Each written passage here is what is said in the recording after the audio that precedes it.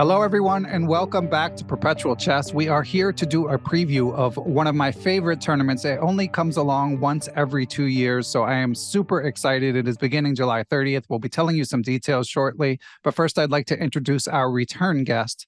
He is a chess Twitter celebrity, the founder, president, CEO of the Dodgy Invitational Chess Tournament, of course, the most prestigious tournament this side of the World Cup. He's a Chessable author and employee, and as was revealed when he gave us an Olympiad trip report on a podcast last year, secretly he is the producer of our rival podcast, the Chicken Chess Club podcast. But nonetheless, I decided to take the high road to invite him here on the show, and I'm excited to welcome back Michael Duke, better known as Mr. Dodgy. Hello, Michael.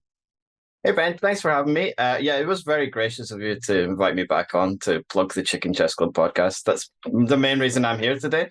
But no, I'm really excited to talk about the World Cup. It's one of my absolute favorite tournaments. I think it's one of the crown jewels of the chess world in terms of excitement and hype. So yeah, I'm super excited to talk about it. Yeah, I am as well. And of course, we can't bury the lead. One of the Chicken Chess Club co-hosts will be competing in the tournament, Laurent Fressinet, and the fourth board of the Chicken Chess Club, Peter Svidler, as well.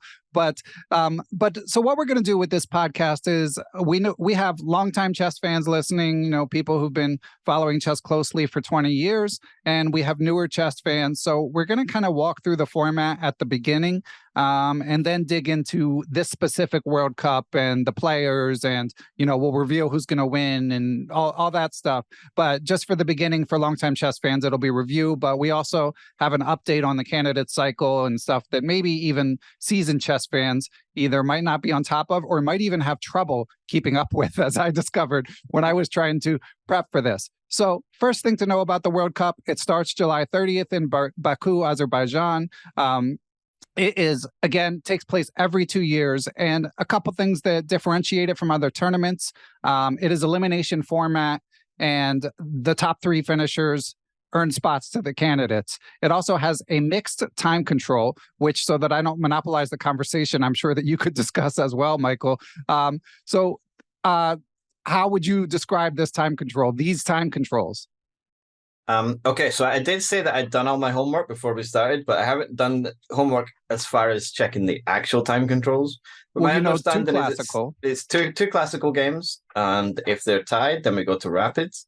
Yep, then two rapid, which are 25-minute each. Mm-hmm. And then if it's still tied, then we go to blitz, which I guess is another pair. Two 10-minute rapids. Oh, two 10-minute rapids. Okay, yeah. Wow. And then we go to blitz? Then we go to blitz. And then finally... Sorry. Armageddon. Finally, Armageddon. Yeah. So it's a lot of games, but I think that's the beauty of it. Like, you can have a draw in an individual game, but every match, you have to have a result. Yeah. So short mini matches. There's an open section and a women's section. We will be discussing both. 206 competitors in the open section. I believe it's 103 in the women's section. But yeah, I mean, it's a short match format. I mean, these things go by quickly. And obviously, two classical games, always featuring strong players, are often going to end in draws. So it starts out fairly slow, but then the tension has a tendency to escalate.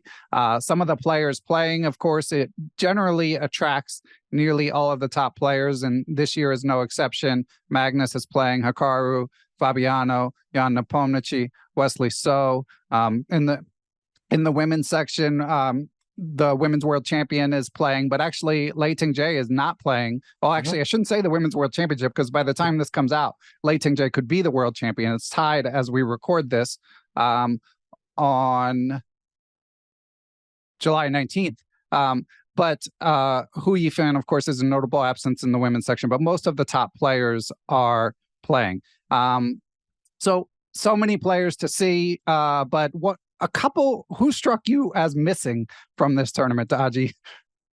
Well, I mean, the obvious ones are Ding Liren, who has, taken a bit of a break after becoming world champion, which I think he probably shouldn't have agreed to play immediately after the match, because he played one of the Grand Chess Tour tournaments, sorry. But he has kind of continued his break. And I would definitely like to see him back at the board. I think that's one of the big luxuries we had with having Magnus as world champion is that he really was super active. And I think maybe Magnus was the most active world champion ever because, he basically plays constantly. He still plays constantly.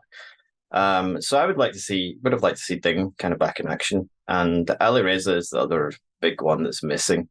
I'm not sure why Alireza is not playing because he would feel like a natural favorite for me in this kind of format.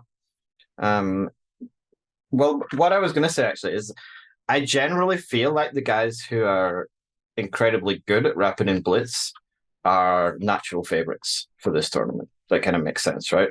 Yeah, because so often it comes down to fast chess, and you have to think stamina matters as well. I mean, actually, I feel like some veterans have made good showings in this tournament in the past, but nonetheless, it's a meat grinder. I mean, it goes for nearly a month if you are lucky enough to survive. So you would think sooner or later that age plays a role. And yeah, you mentioned Magnus playing. He's on the record. He loves this tournament. So as you said, even when he was world champion, he would play, even though it kind of muddles the part that we'll talk about this later, but it's part of the qualification process, and he's playing in the tournament because he can't resist. Notably, Magnus also has never won this tournament, so I'm sure that also motivates him to play it.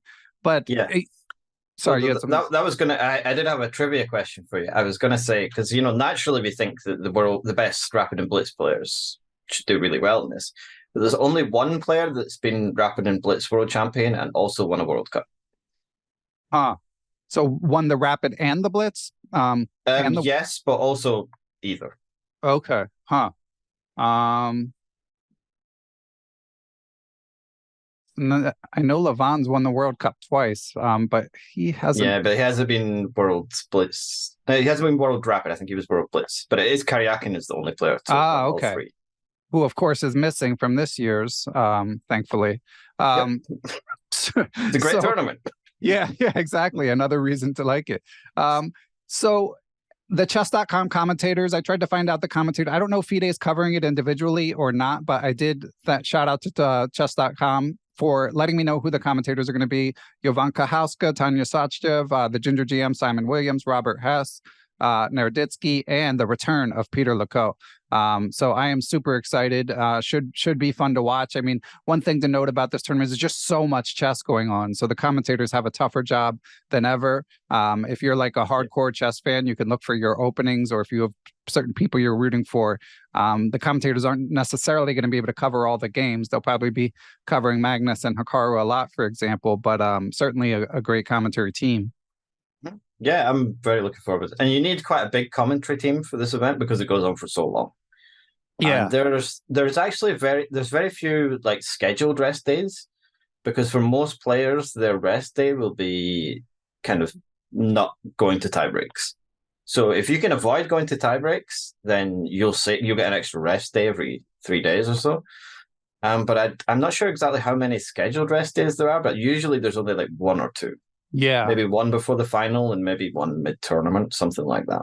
Yeah, and as you alluded to, I mean, it's not easy to avoid tiebreaks. We're only talking about 2 classical games, and match dynamics can come into play where if someone feels like someone like Hikaru might feel like he has an even bigger edge as the time controls gets shorter. So while he feels like he's got an edge in classical too, it's entirely possible someone like that might play it close to the vest in classical. So it's quite often that you get down to starting with the 25-minute rapid, but then it just escalates from there, which is, as we'll talk about shortly, one of the things I love about it.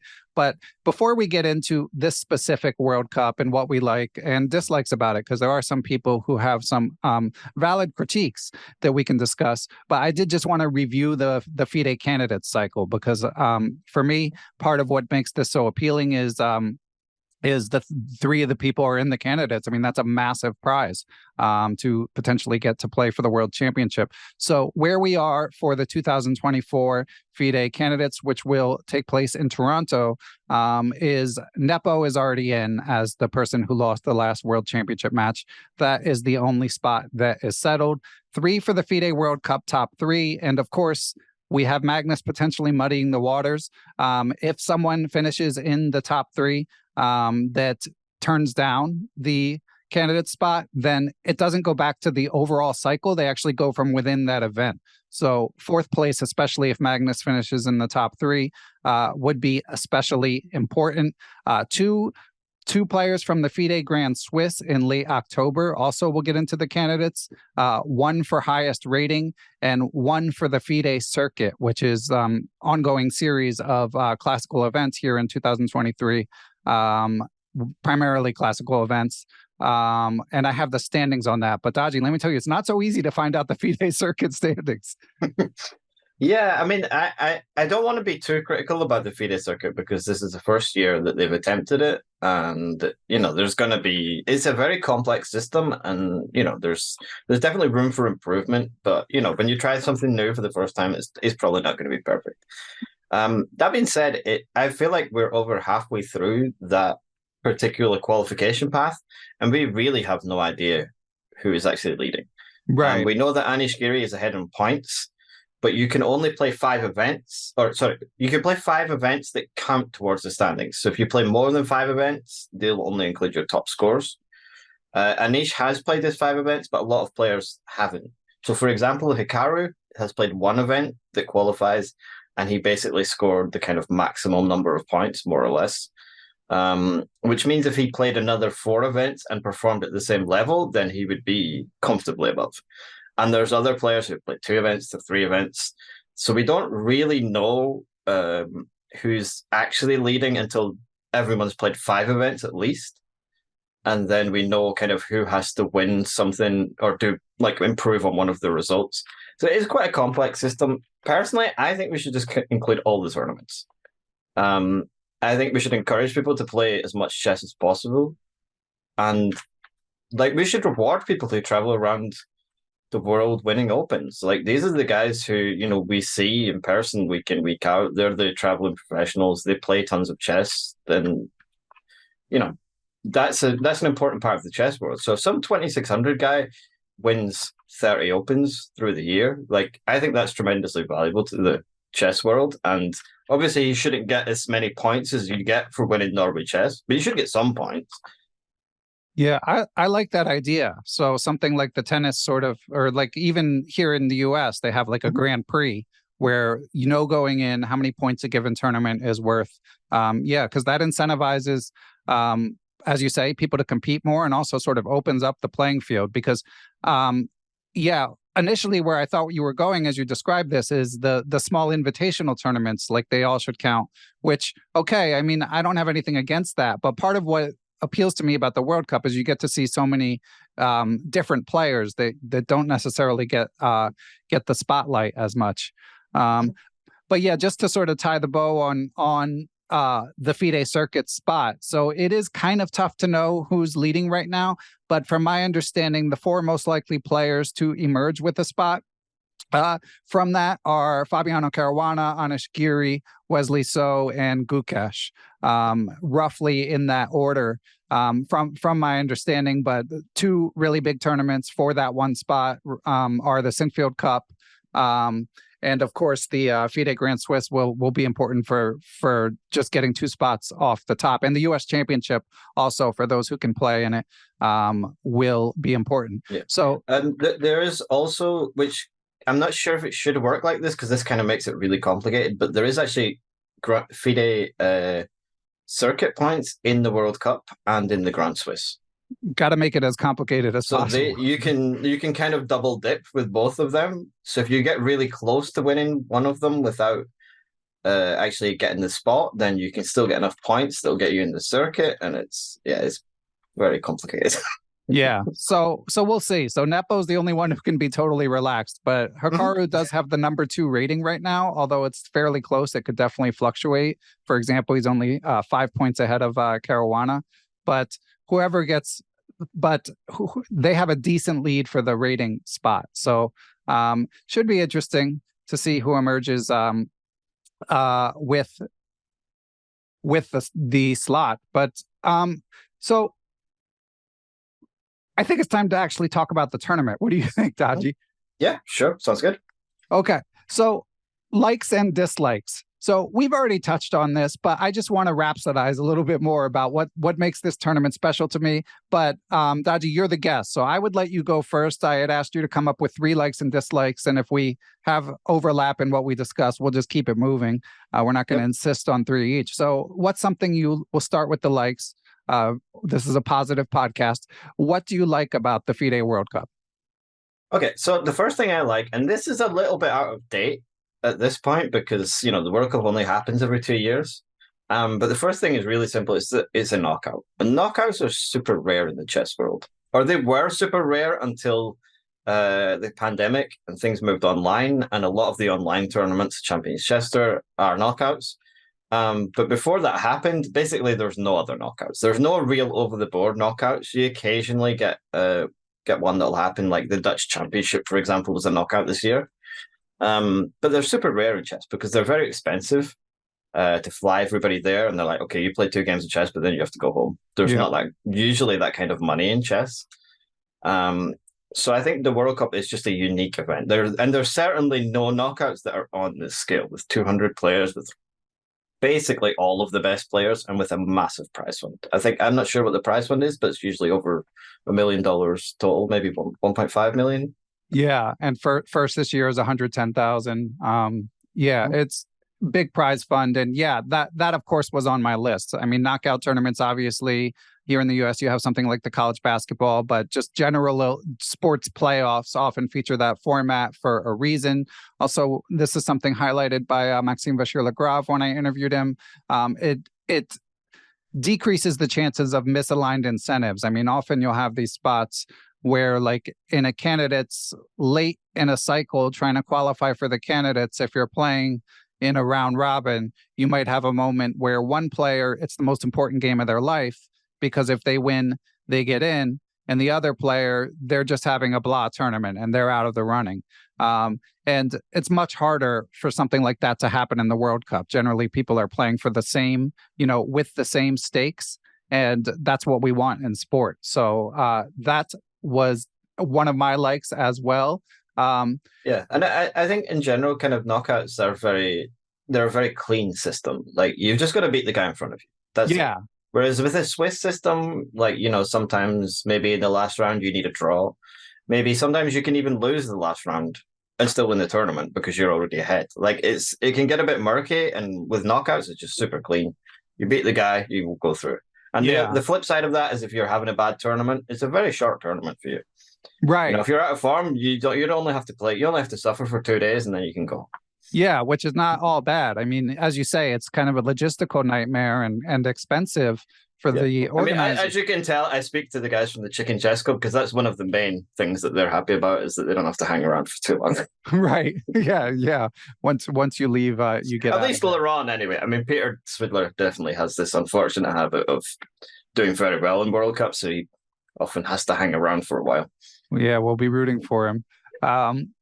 Okay, and another thing I liked, and we've already touched on this stuff a little bit, but and a lot of this stuff, there might be some overlap, but just the fact that every game is extremely important. And particularly, I like the sort of the way that the tension can escalate even in the early rounds. I mean, of course, in like a round robin tournament, you can have a tense moment near time control, but there's something about, like, as the tie breaks kind of stack on top of each other, as you go from the classical to the 25 to the 10 to the blitz to the Armageddon. I mean, the tension just escalates, and you might have one of the favorites get put to the test early. And then, again, this is something that you also see in sports where, like, a big favorite might win in overtime early in the tournament and barely survive and then go on to win it. And you have these sort of heightened moments in the World Cup as well, where one of the stronger players might just eke by, but then you almost forget because they go on to crush everyone. So that was another one of my likes. Anything to add there, Dodgy, or do you want to move on to your next one? Yeah, no, I pretty much agree with that. My next one was that pretty much all the time, we've already touched on this as well, but like pretty much everyone plays, and not just the top players, but like if you follow kind of any level of professional chess, someone you like is playing in this tournament. 100%. Like it's very difficult to scroll through that list and not see, half a dozen names. Like these are guys that I would watch all the time. There's obviously the top players, but there's a few other names that jumped out at me, like David Howell is playing, who doesn't play a ton of chess. He does a lot of commentary, but this will be really exciting for me personally to follow him. I like seeing David play. I don't know if David will drop out at the last minute and be replaced by Magnus, because that's going to be tough for Magnus to play 2 games at once. But Right. you never know. Yeah, that was. But yeah, there's a bunch of kind of just below the top tier, kind of 26, 50-ish players that I'm very happy to see as well. So yeah, it's a big field. It's like 206 players, which is, even for like a strong Swiss, you don't usually have that many players. Like Isle of Man and Grand Swiss are usually around 100 players, I think.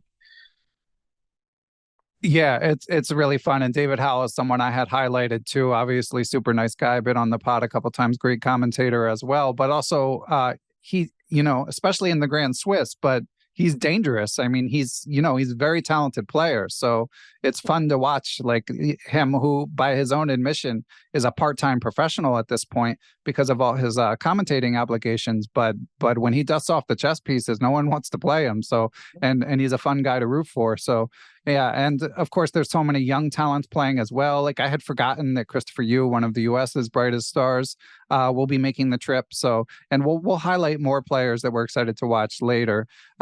My one remaining like that we haven't mentioned, and again, this is something that's already come up. This is to me the most appealing thing is just that it's so meritocratic. There's so much that you can't control. In terms of like climbing the rating ladder in the chess world, maybe not necessarily getting invitations. You hear a lot of strong grandmasters who are not at the peak say that the very top echelon is, air quotes, like protected because they often don't play against the sort of more average to above average grandmasters. But in this case, if you perform, you get to go to the candidates. I mean, it creates an amazing opportunity for these players to change their lives.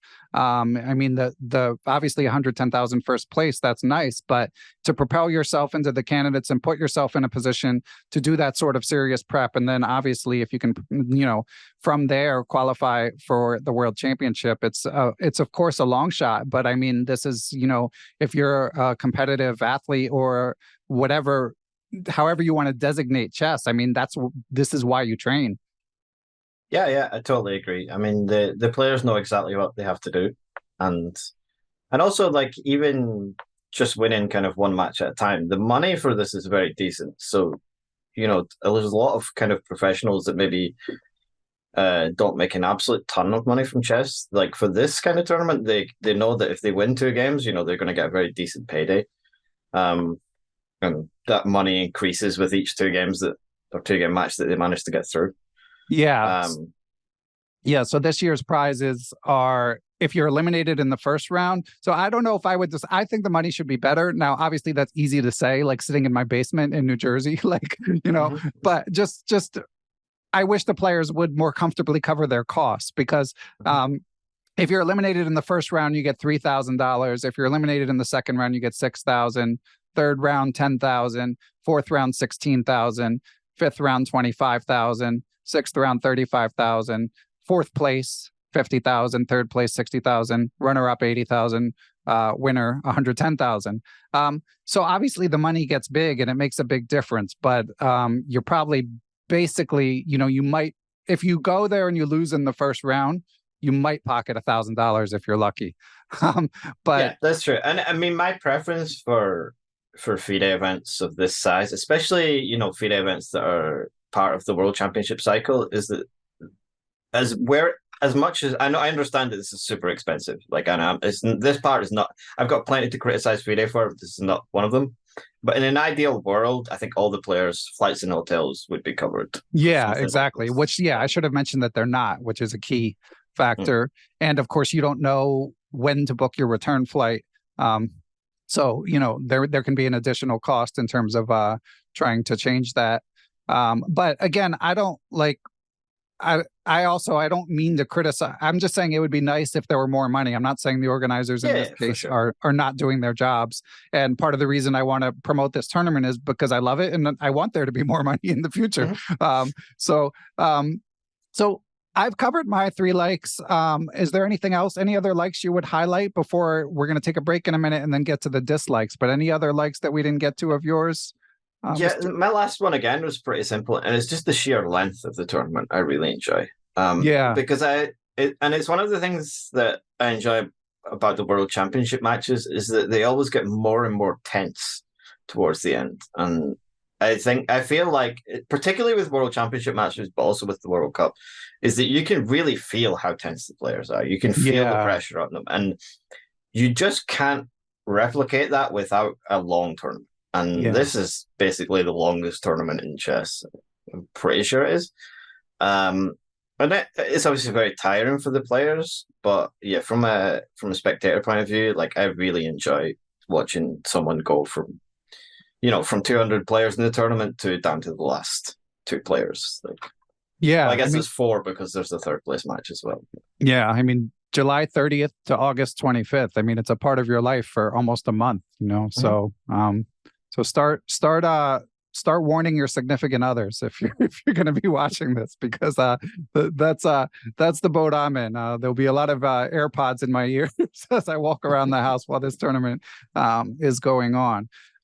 So we'll go to some dislikes or some critiques in a minute, but before we do that, Dodgy, A, we're going to take a break, but B, I'm often highlighting my favorite Chessable courses. Of course, we're super grateful for their sponsorship of Perpetual Chess. But you, as an employee, an author, and a chess junkie, I figured, why not hit you up? What are your favorite Chessable courses, Mr. Dodgy? Yeah, as a Chessable employee, I'm incredibly unbiased towards the Chessable courses. But no, I guess the one that I've enjoyed the most, and again, I'm super biased because I've worked a lot on this course, was a Jan Gustafsson's E45 course, which came out a couple of years ago now. It was based around the Marshall, and it's a full E45 repertoire for black. And yeah, I've played it myself on and off for the past few years. I really enjoyed playing it. I think the Marshall is a surprisingly intuitive opening for something that's so sharp.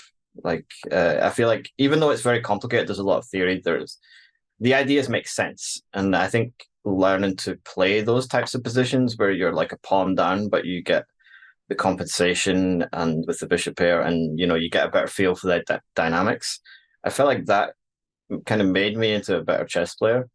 And my other favorite one is a much smaller course, and it's Simon Williams and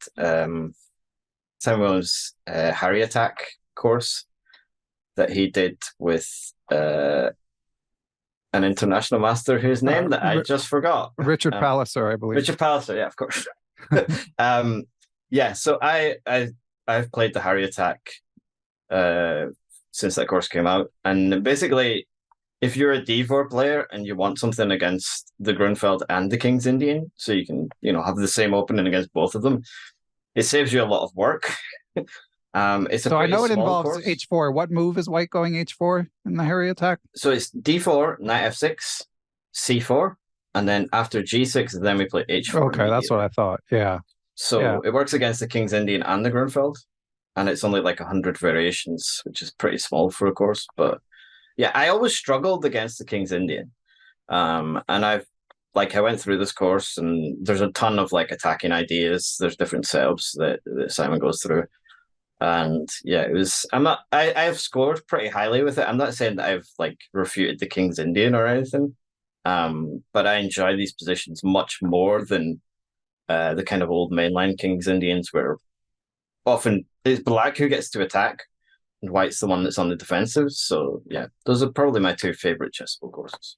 Excellent. So yeah, we will link to those, and yeah, shout out to Simon and Jan Gustafsson of our rival podcast. Obviously, Jan, of course, renowned theoretician. So no surprise. And I know that my friend Greg Shahadi is a big fan of his course. For dislikes, or I guess you could just call them critiques, what I wanted to mention is something that already came up as we were discussing the prizes. It's tough on the players. And this is something, obviously, I've interviewed many competitors in the World Cup over the years. I've worked as a student of Grandmaster Axel Bachmann, who I'm excited is playing this year because he's been semi-retired. But he's told me also, he enjoys the prestige, but it's a grind for the players to get there. I mean, it's a mixed bag, as opposed to when you're a fan, it's almost an unmitigated good. And there was a very funny story that Grandmaster Robert Hungaski told. He did a lecture for Patreon subscribers of Perpetual Chess. He was also on the podcast in episode 149. And in that interview, he talked about how he considers himself sort of, I hope Robert doesn't mind my saying this, but like an average grandmaster, but still ambitious. He still dreams of playing in these top events. And as a result, as Robert talked about, he picks his events based on trying to get into prestigious tournaments. So, for example, he plays in the U.S. Open to try to qualify for the U.S. Championships. He lives in Argentina, even though he's American, so he's playing the interzonal events to try to get in the World Cup. And he did play in the World Cup in 2021.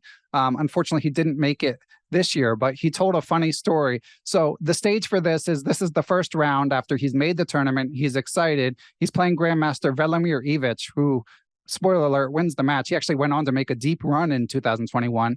But so in the second game of their match, they'd drawn the first one. It's a very long game. It's imbalanced. And then he's got a rook and a bishop against a queen, but Robert does, but it's probably a draw with best play. And then, unfortunately, things unraveled quickly. Around move 51 of a long game, Robert blundered, and then the game was basically over in 10 minutes. So suddenly he's adjusting from thinking the match is probably going to go to tie breaks, and you never know what's going to happen through the course of the match, to blundering and losing. And we'll pick it up from there. And I will play this clip that was definitely one of the stories I've enjoyed more. The worst part of it was, you signed the score sheet and you're taking it all in, right? You're absorbing the blow. And this Russian tournament director, he's just walks up to you and he's saying, okay, you get eliminated, you go now. He basically ripped my ID out of my neck, stamped this red sticker on it, for losers. And he's like, when are you leaving? When is your flight? Can we take you to the airport? I'm like, can you give me to process this? And they're escorting me out, so that was pretty intense. And I forgot all my stuff at the board, my pen, my score sheet, my water bottle. They're just just get him out of here.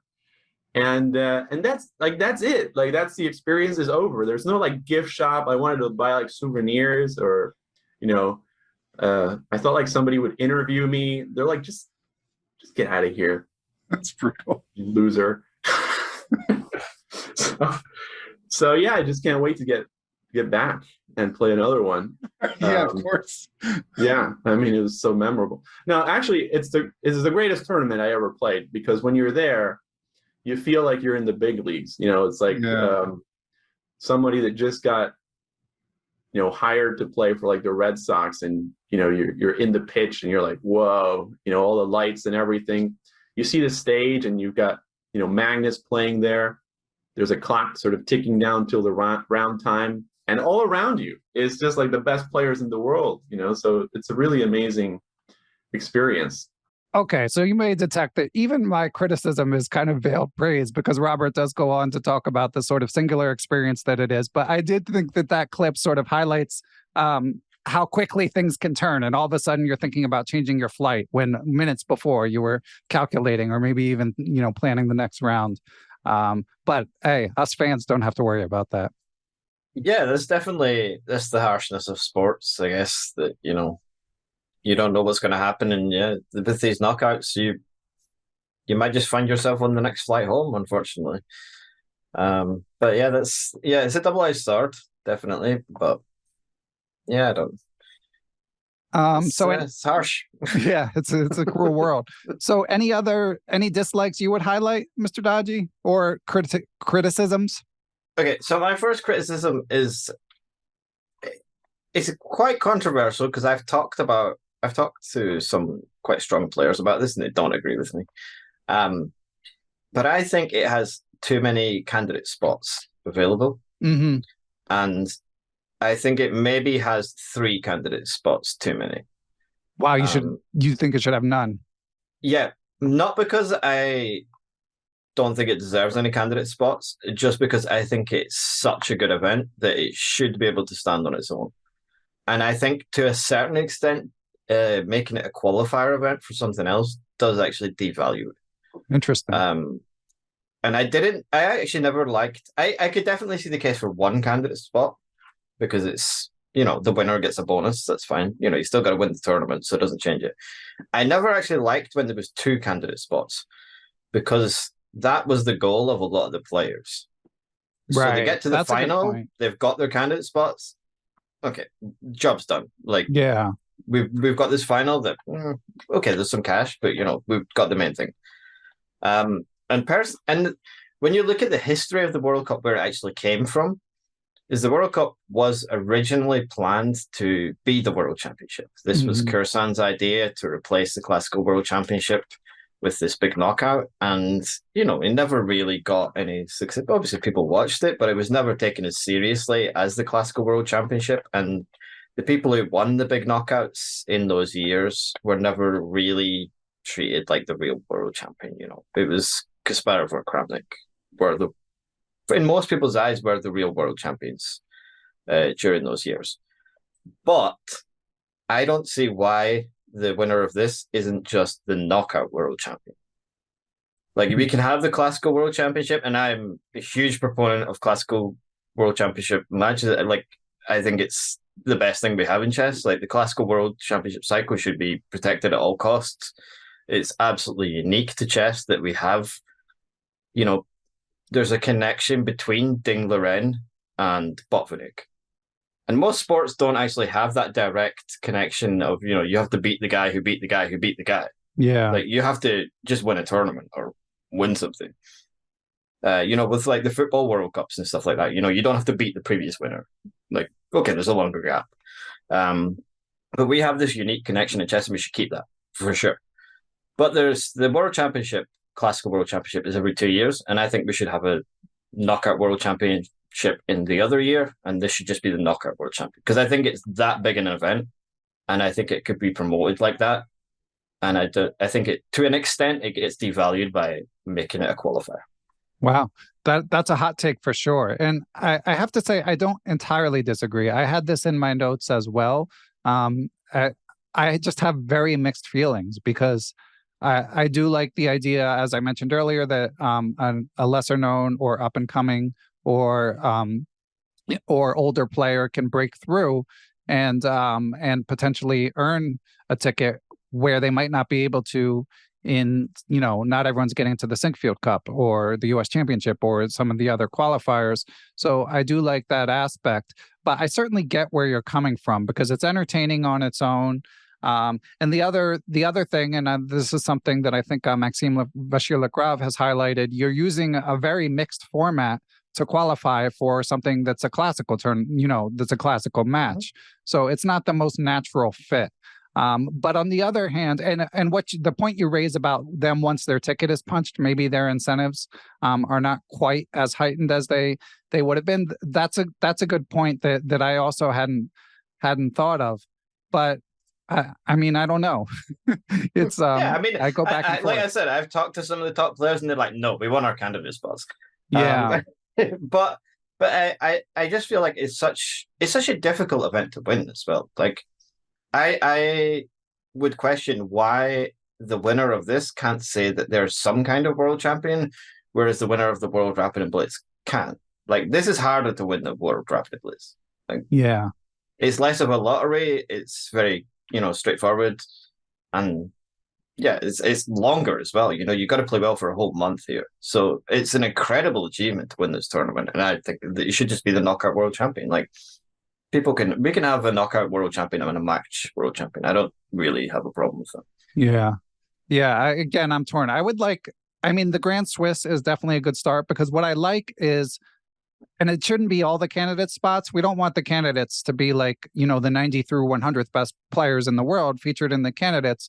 But I do like the idea of someone being able to sort of, come through the back door into the candidates and have a chance to change their life. So that is why I go back and forth, but it's certainly a valid point. And I would be, as you allude to, like, I'm here for this tournament either way. And if they did it every year, logistically, again, since there's a month, like you're asking a lot of the players, like, to do that for potentially a month out of every year. But for sure, this can't happen every year. Like we should have this in this year, and then we should have a World Championship match next year, and we should just alternate. Okay, yeah.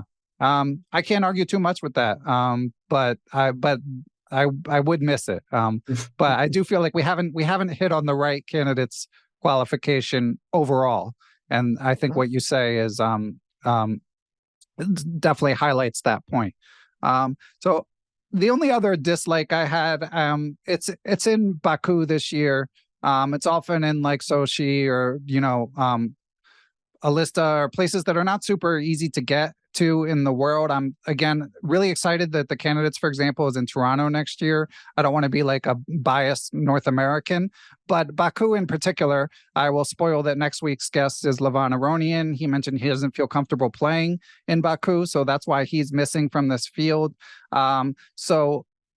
Just slightly more information about the organization. Again, I had some trouble finding out the commentators. I still couldn't even find out the round times, despite like a decent amount of, and we're 10 days out, so it's not like it's starting tomorrow, but still, like, I should be able to find out the round times. So slightly more transparency, and maybe I would love for it to be in a major destination, whether it be in Asia, Europe, North America, wherever. But I'm optimistic about chess long term. I think we could be headed in that direction, but that was my only other mild critique. Okay. I've got another spicy one. All right, let's hear it. Okay, so and I'm going to say this. I genuinely don't have a single player in mind when I say this. So I really don't. I'm not attacking anyone. People have qualified to get their spots. I think there's too many low-rated players. Okay. And I understand that, I'm being rude to people who this is an opportunity of a lifetime. But I don't mean it against them. But what I mean is there's several 2,700 plus players who didn't get it. And when this is like a candidates qualification tournament, I think it's very strange that someone like Harikrishna, for example, didn't automatically get a spot.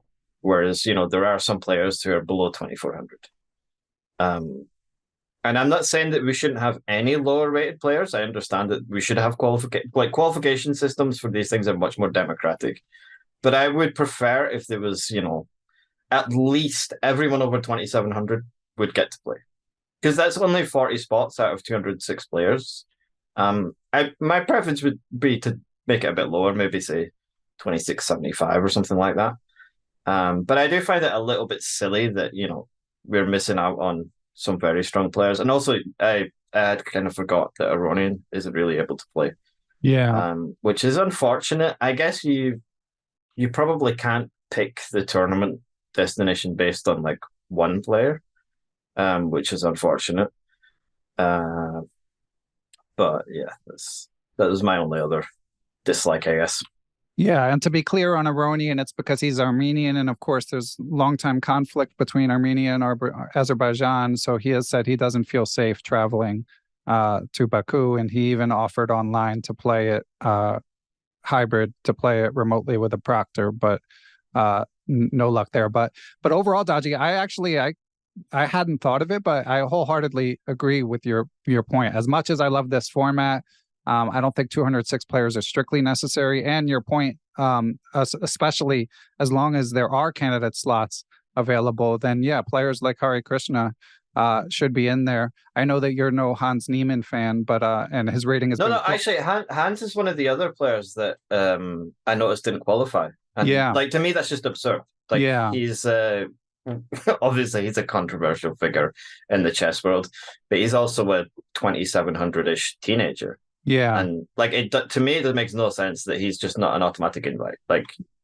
and because I was looking at some of the, because basically all of the top juniors are playing, Right. except for Alireza and Hans. And Yeah. to me, that's just absurd. Like, the Hans should 100% just be an automatic invite. Yeah. Plus, then we have the subplot of we see where Magnus is in the bracket, see where Hans is in the bracket, count down until they potentially get paired against each other, get the popcorn out, wait to see what happens. It is a good example of someone who's, because of the controversy, Hans doesn't really get the invites at the moment to kind of other tournaments at the top level. So I think it is important that, like, for FIDE events where it shouldn't, because I guess the problem with the chess world is that a lot of events are basically private owned, And I'm not saying that none of these guys do a bad job, but Singfield Cup, Norway Chess, why can't say, like, it's basically and the Mr. Dodgy Invitational. It's basically just one guy decides if you get to play or not, and at least the FIDE event should be open to everyone. Yeah. And I'm not sure which tournament he's missed out on that he didn't qualify somehow, but it just seems like an automatic thing that someone that is, whatever, the 5th strongest teenager in the world or whatever he is, should just be on the list. Like, yeah, well said. And I know there were a couple wild cards, and they gave those to Svidler and Ivanchuk. I mean, I certainly can't argue with those two choices, but yeah, I mean, there's always going to be people on the outside looking in, and he does make tournaments more entertaining, for better or for worse. All right, any other dislikes, or do we have it covered? Yeah, that's pretty much it. I mean, my only other small thing is that because it is a knockout and the cost of a mistake is so high, that sometimes the individual games can be a little bit on the dry side. Yeah, especially the classical. Yeah. Yeah, people can be a little bit too cagey. That kind of goes away usually once you get to the rapids. Like, at some point, you got to take a risk, and people realize that. But yeah, sometimes, you do get punished pretty harshly if you blunder a piece or something, especially if you lose a game with the white pieces. You got to come back with black. Is super difficult. But that's just, the nature of the game. Is there's no way to solve that problem. And I had a hard time with this one, Dodgy, because when I start making a list of players I'm excited to see, it's like a third of the field. But I did manage to highlight a few people. I'm sure some of the people you highlighted will have affiliations with my rival podcast. But is there anyone in particular you would like to highlight that you're excited to see? Well, I'm always excited to see Magnus play, and I think seeing Magnus in these big knockouts is always good fun. But that's, maybe the most obvious answer. I'll go for another controversial one. And I'm actually excited to see the Russian players in general, because I feel like we've just not seen a lot of the Russians recently, for obvious reasons. Right. But we haven't seen a lot of Dubov, a lot of Grishchuk, a lot of Yasipenko.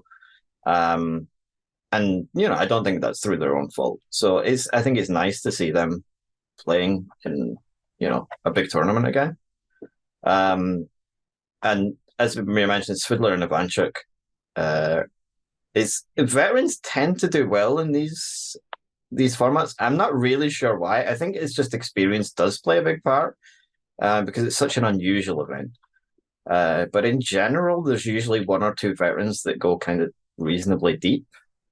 And also, I think it was Peter Heine Nielsen that brought up this point, that in some sports, if you win one of these big events, then you'll be invited back, every year in future. And I feel like previous winners should probably just get an automatic wild card. Yeah. I understand that includes Karyakin. But I don't really see a problem.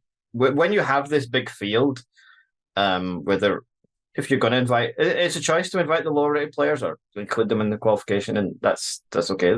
If that's what they want to do, that's fine. But then it's clear that Ivanchuk or Svidler are always going to meet those rating requirements. So I think anyone who's won a World Cup should basically get an invite back, like Kamsky.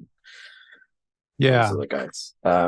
Is he in it? He's out. He's not in it. I don't think Kamsky's in this year. Yeah, so that's an omission. That would be a shame. And he's a previous winner. Like, for me, again, automatic invite. But... Yeah, so the previous winners, since it wasn't a world championship since 2005, are Aronian in 2005, Kamsky in 2007, Gelfand 2009, Svidler 2011, Kramnik 2013, Karyak in 2015, Aronian 2017, Rajabov 2019, and Duda 2021. So yeah, I think Kamsky and Karyakin are the ones missing, but I agree with your point.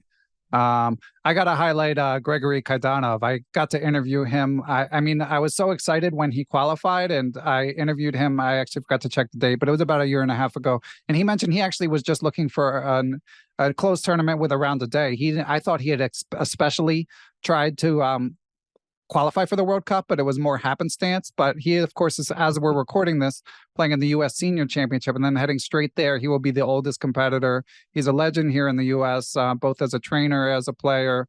Nice guy, and I'm excited to see him play.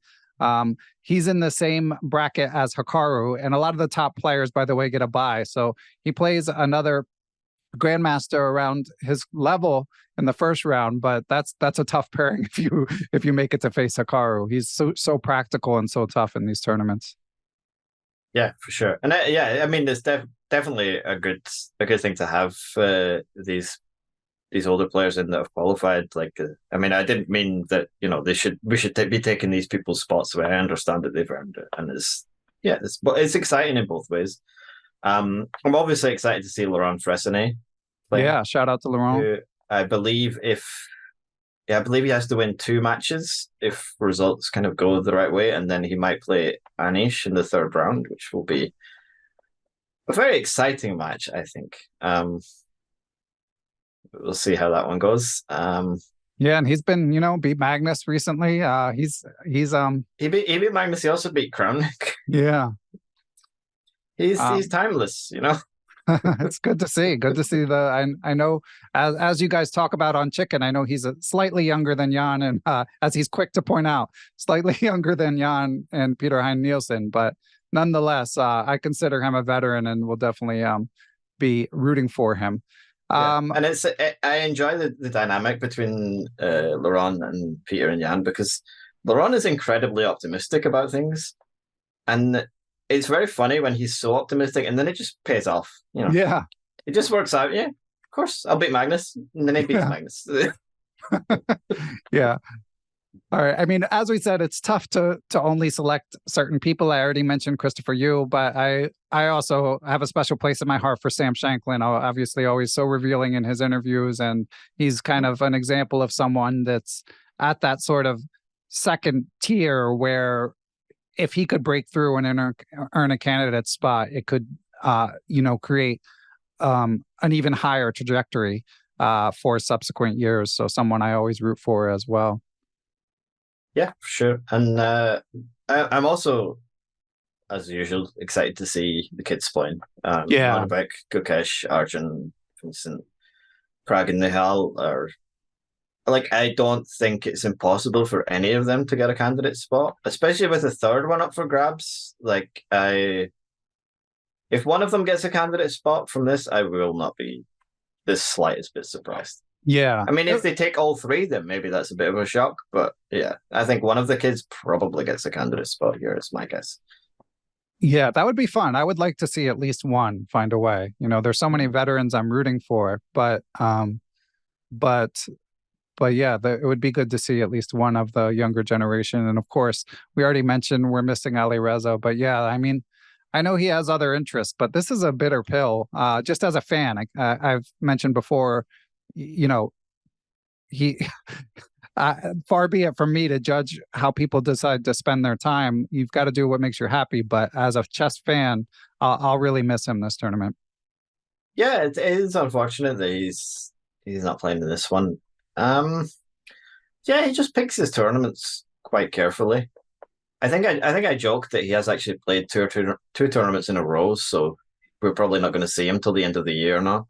Right. Because he did play Norway Chess and then the Grand Chess Tour. But we might not actually see him until October, I guess. He's probably not going to play anything until the Grand Swiss.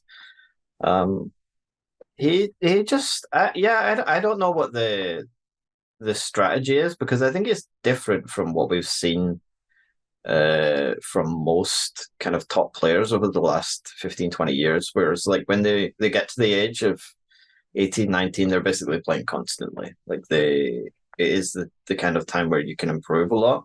But I guess if you make the case that you can improve a lot from playing at that age, you could probably improve a lot from studying. And from my understanding is that he's still working very hard on chess. Okay. So I don't know if this is just his own strategy that, I don't think he's locking himself in a basement and studying opening theory for 4 months at a time. But if you tell me he's doing it for 2 months out of that 4 months, I wouldn't be surprised. Like, I think he's still working really hard on chess. Yeah, it might have even been on the Chicken Chess Club pod, but I heard someone somewhere saying, like, reports of his disinterest are greatly exaggerated. So, but I think he's still very invested in chess. It's just a different strategy. I don't think we've seen this before. I think where it'll get interesting is when one of the other teenagers catches him. Yeah. And we kind of have to remember how much stronger Alireza has been than anyone else, because they're still not close. Yeah. Yeah. So, spoiler alert, in the interview with Laurent, which I'm releasing this current one first because the World Cup starts. So I need to release this one before it starts. But Laurent said, when I asked Laurent which young player he thought had the best chance of winning the World Championship, he said what you just said. He said it would be a disservice it would be like disrespectful of Alireza to not put him above everyone else. Yeah, I mean, he's so far above that. But yeah. Often nowadays we don't really include him as one of the teenagers. Like, he's just one of the best players in the world. Yeah. Like, you forget that he's still on the juniors list because he's really on the Nepo Ding Caruana list. Okay, they're still behind Magnus, but he's definitely in the mix. Yeah. Yeah, so we miss you, Alireza. Come back soon. Yeah. And I get that you're saying he has a unique strategy, but it just seems like of all the tournaments to skip, like, this one there are 8 candidate spots. This one has 3 of them, Yeah, for sure. It's unusual. And yeah, I mean, he definitely fits in with the stereotypical profile of someone you would expect to win this. Yeah. I mean, I can skip ahead with the questions that you'd already asked, but you asked for some picks to win. Yeah, that's next. Alireza would definitely be one of my names if he's not playing. But instead, I picked Notterbeck. Well, my picks were Magnus, Notterbeck, and Hikaru. Yeah, it's hard to argue with those. Honestly, I put it in the outline to make picks, but I do find it pretty silly. I have no idea who's going to win. But I do think just because of the added possibility that Magnus can create, Twitter drama and arguments about the candidate cycle by advancing to the top 3. I think that basically guarantees he'll come in the top 3. Plus, he's pretty good at chess. But so Magnus will find his way in. And yeah, Hikaru just seems to be in such good form and so practical at this stage that it's tough to bet against him as well. So, I mean, if you punch those two, and then I guess, and Abdusattorov, I know someone like Agard has tons of respect, especially for sort of the practical elements of his game. But I guess if I were going to look for someone different, Erigaisi's playing, right? Yep. Yeah, then I'd go with Erigaisi. But yeah, I mean, Erigaisi or Gukesh for sure seem pretty close. I feel like Notterbeck just takes these things incredibly seriously. I'm sure the others do as well, but he just exudes this kind of aura of seriousness. Like, he's just absolutely kind of laser focused on becoming the best in the world. I'm realizing now that I picked Magnus and Hikaru, 2 guys who have never won a World Cup. So that's true. These guys have no experience, and that's why am I picking them as the favorites? Yeah, they've never done it before. And they are on different sides. It shows you how tough this event is, though, because I don't think Hikaru played all of the World Cups. I think maybe this is one of the things he skips sometimes. Yeah, I think you're right. I would have to fact check that, but I think you're right. And one other thing I want to highlight about Magnus is he could potentially play Keymer in the round of 32, which that's one young player who could certainly make a run, and that would be obviously super entertaining if they end up tangling fairly early. So yeah, I mean, for the open section, those are the major points, I think. Obviously, talking about it gets me excited. Any final points before we discuss the women's tournament, which I'm also excited for? No, I think we've kind of covered everything. I'm looking forward to it starting. I'm hoping there'll be. I like when with these big events when there's kind of multiple commentary teams to jump between, because there's so many different games. So I'm curious to see who FIDE will have as their Yeah. commentary team. My guess is, and I'm just I have no idea, but maybe we will see Vishy as a commentator because he's not playing and he's been doing a lot of FIDE events. So that would be nice, but Yeah, that would be we'll wait great. and see. I have no idea if that's actually going to. I've just completely made this up, but I mean, he's been doing a lot of FIDE events, so maybe we see Vishy as well. But yeah, I hadn't thought of that, but I mean, it makes as much sense as anything. Yeah, and it is nice to have different teams. I know some people. I like all the chess.com commentators that are selected. But I know that Chess24, for a while was doing like sort of an advanced team and like a more beginner oriented team, and to the extent that budgets can support that sort of thing, I'm obviously the more the better, especially an event like this with so much chess to cover. That's my ideal format for these big events, is to have two different teams. Yeah, regardless of like who puts them together. I think it's always nice to just have two teams, so you can hop between the different games and try and see a lot of the chess. But yeah, it's going to be tons of chess. Should be a good month. Yeah. So the women's tournament, Hou Yifan, she's been playing a bit more chess lately, but unfortunately, she is not playing. Zhu Wenjun is signed up for now. I guess no one would be shocked. I think, especially if she wins. Again, you guys will already know, but if she's won the World Championship, I personally wouldn't be surprised if she doesn't play. Alina Koshlinskaya is not playing, which is a bit surprising. But most of the top 20 women in the world are playing. I'm excited to see the Muzichuk sisters back in action. Yeah, it's again, it's very similar to the men's event in that more or less everyone will play. There's always a couple of people skip it, but it's exciting enough. It's a good enough. It's prize money is good, so yeah, there's usually very few people who will skip an event like this. Yeah. And in the women's field, 103 players, so half the size of the men's field. Top 3 spots qualify for the women's candidates, so similarly high stakes. So a lot of what we've said overall applies to the women's just as much, and I'll be watching just as closely. But are there any other players you're particularly excited to see? Yeah, there's a few. The first thing I was going to say about the women's event is I understand that for logistical reasons, this is why it has to be at the same time. But I'm never a huge. I do like women's events, and women's events should 100% exist for the foreseeable future.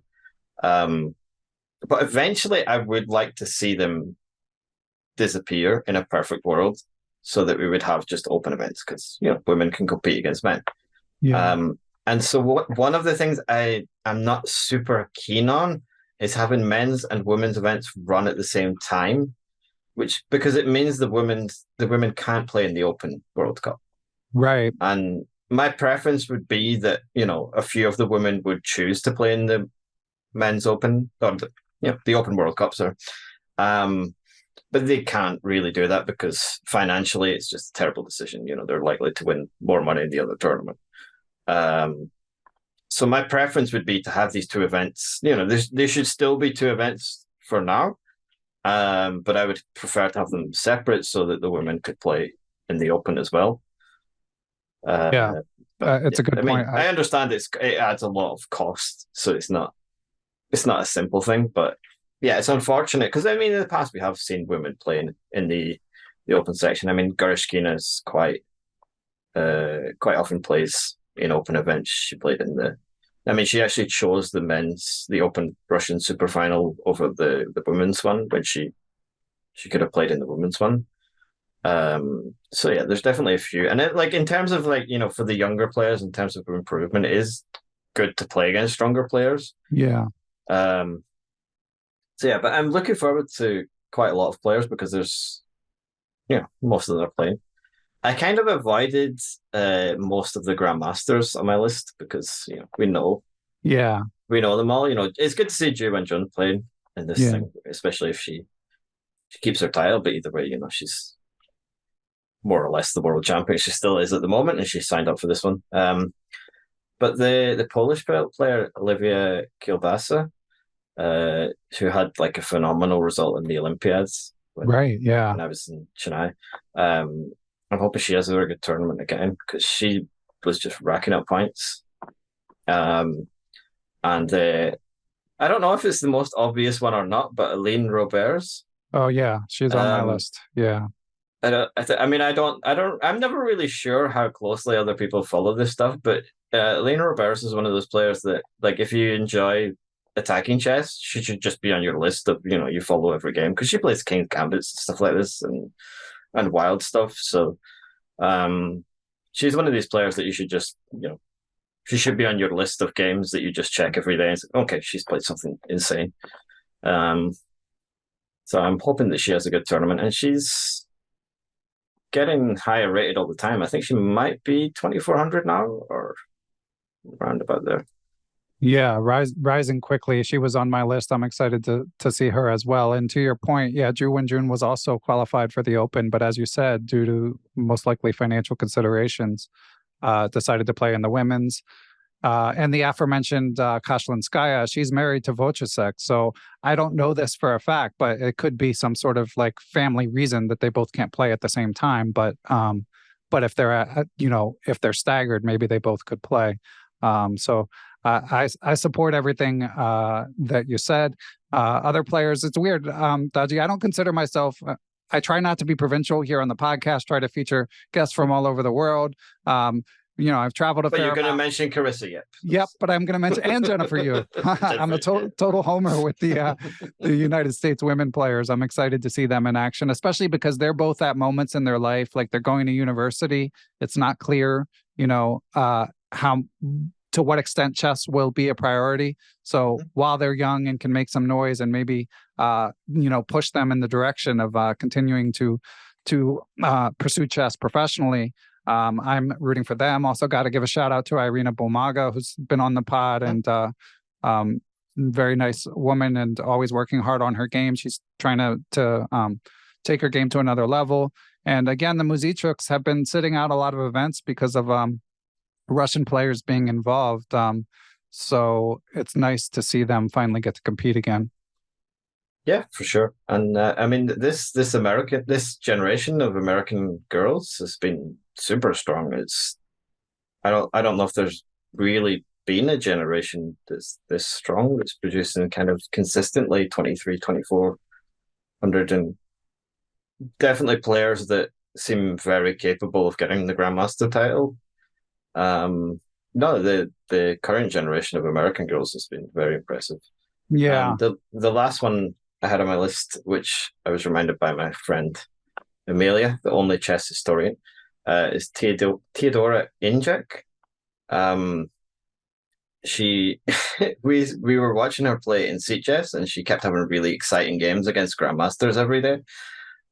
She's rated about, I guess, 2350-ish, somewhere like that. But while I was in seat chess, she kept having these really fun games to follow. So she's definitely one to watch out for.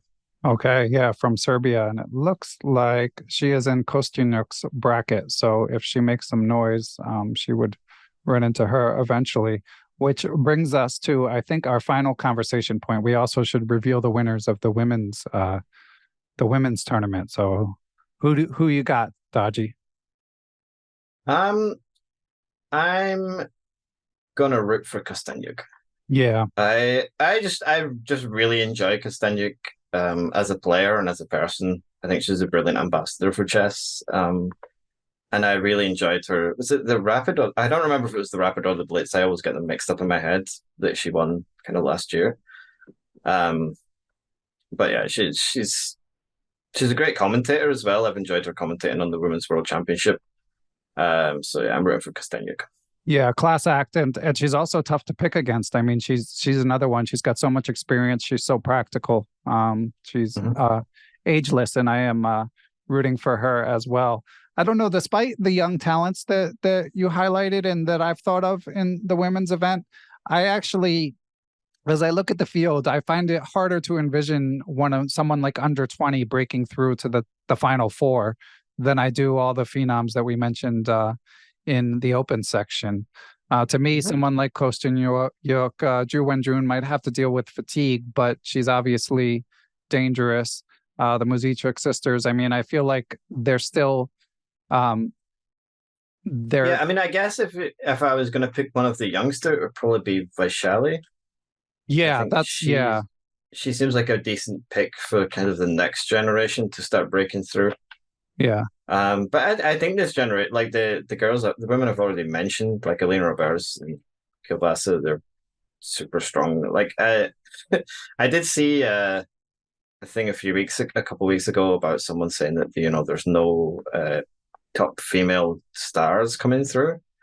And I just thought, well, I think these people are not really following chess, because there's a bunch of these girls that are incredibly strong and also play like really exciting chess as well. Like, me personally, I don't, because I'm not, anywhere near a grandmaster level. If it's a 24, 2500 player or a 26, 2700 player, it makes a very little difference to me as a fan. And they're playing like fantastic chess and very entertaining. So yeah, I'm looking forward to the women's event as well. I mean, the other side, I guess, of them having at the same time is the women's event does get less attention than the Open. Yeah. And again, because I do feel strongly that the knockout system is very entertaining. It should be a big event. Like, I feel like the women's event would get a lot of attention if it was on its own. Because a lot of people are following the Women's World Championship match just now, but that is only... even though like the matches are super tense and they're good, it's just one game at a time. Like, it's not, as a spectacle, it's not always that exciting as a knockout where there's a bunch of stuff happening. There's rapid and blitz tie breaks every 3 days, and it's very entertaining. So like, I feel like if there's a lot of people watching the Women's World Championship match when it's on its own, because I think it wouldn't get the same viewership if it was at the same time as the Open. Right. I keep saying men's, but right. But if the women's match was at the same time as Ding against Nepo, then it probably would get less viewership, realistically.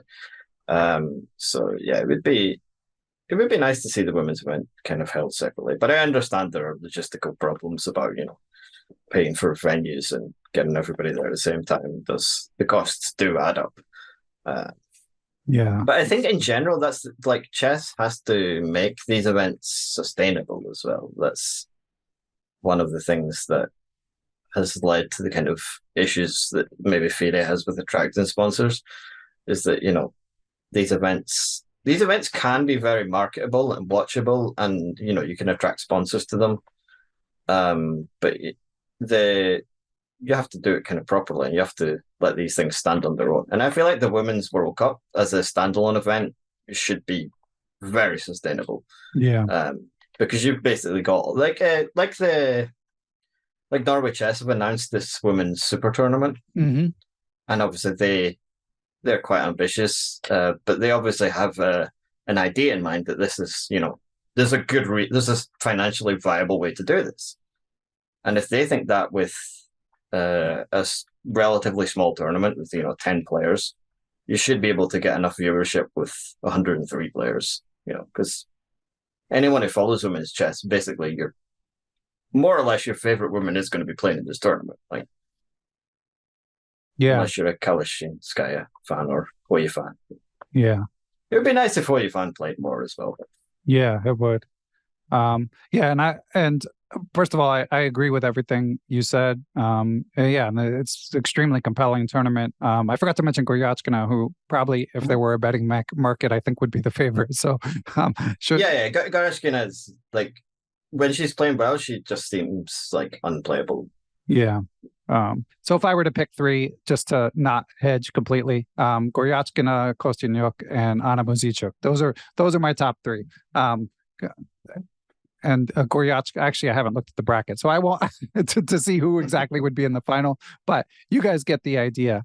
And got to give a shout out to Sarah Kadam in closing as well. Iranian French rising star. I'll be watching and rooting for her. Iranian Spanish. Sorry, yeah, Iranian Spanish. Thank you. So I think that's about it. But yeah, super excited. Any final thoughts, Mr. Dodgy? No, I'm just really looking forward to the best month of chess. Usually this is for me, the event of the year. I mean, I think the World Championship was very exciting and it was good fun. But yeah, for me, this is the biggest event of the year. And I hope as many people as possible watch it. I think chess.com have put together a pretty good team with, some of the best commentators in the world that are going to be working for basically 7 hours a day for an entire month. So yeah, it's going to be a big event. We'll just see who wins. It should be good fun.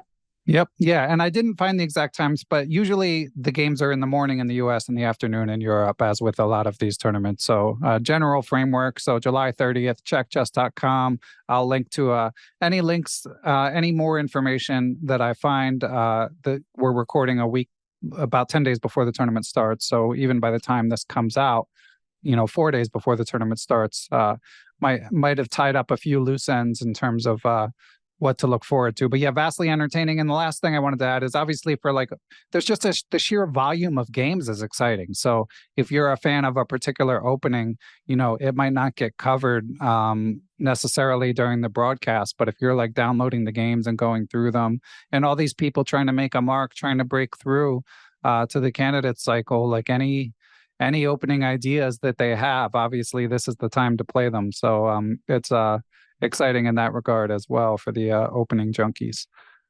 Yeah, for sure. And you'll definitely see a wide variety of openings, especially because we get so many rapid tiebreak games. So I think you'll probably see more must-win games than you see in other tournaments, because as soon as someone loses a game, the next one's a must-win game. Yep. So you'll see a lot of people playing like things with black in particular that they would never usually play because they don't have a choice. So yeah, you should definitely see a wide variety of stuff. Yep, good stuff. All right, well, Michael, insightful as expected, and yeah, really excited for the tournament. I'm sure you guys will be covering it on the Chicken Chess Club. Yeah, because Laurent probably won't be covering it until after round one. Yeah, you can't even. Maybe he'll go deeper than that. Likely can't even line up Svidler as a. Yeah, I suspect Svidler will probably do well, and also Peter Heine is usually, he might have some work to do as a second for his boss, but we'll see. We'll definitely try and cover as much as we can. I don't think we'll be doing daily recaps this time because everyone's kind of busy with it. But yeah, we'll definitely be hopefully covering some of the action. Yeah, and here on Perpetual Chess, I don't know how much I'll be covering it. I usually record my Tuesday long form interviews weeks in advance, and it unfolds so quickly you can barely pause for breath. So certainly, if Chicken Chess Club and C Squared are on top of it, I might step aside till it's over. But if no one else is keeping people up to date via audio, then maybe we'll drop a bonus pod or two. But one thing for sure is I'll be watching. So super excited, and thanks again, Michael. Yes, thanks for having me. Bye.